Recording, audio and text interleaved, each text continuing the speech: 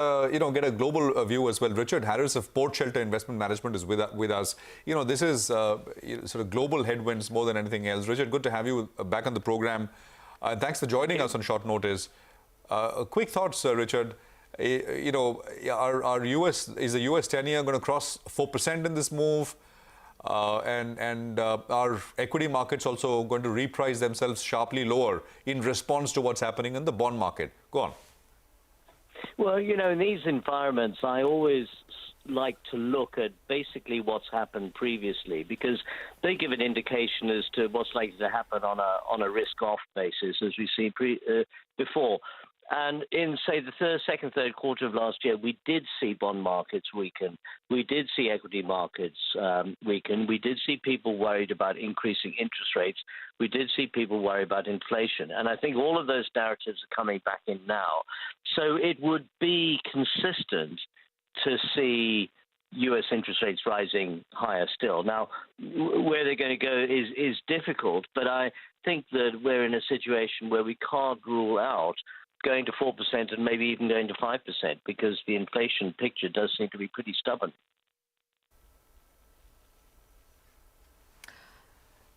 Richard, hi, good afternoon, and thanks for taking this call.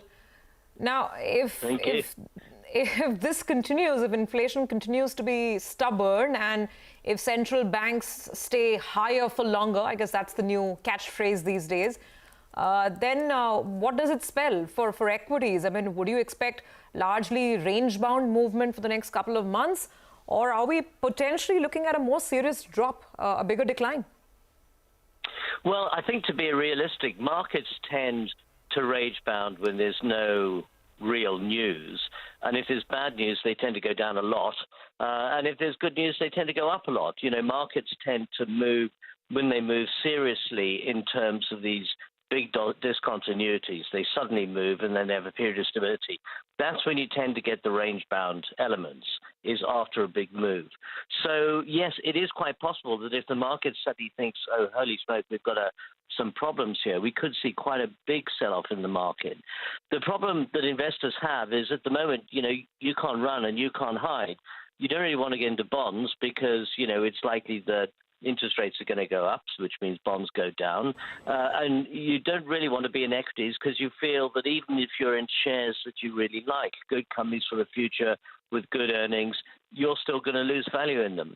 But I think investors have to be invested. You can protect yourself by having a little bit of extra cash, and in some markets you can protect yourself with a whole bunch of derivatives.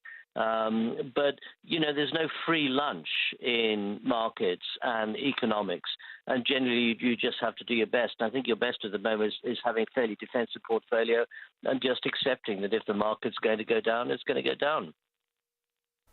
All right, Richard, quick conversation today, but thanks you for your comments. Interesting as always, and good to get. Appreciate you joining in today. 17,548 is where the index is at. There is exactly 5 minutes to go for a close.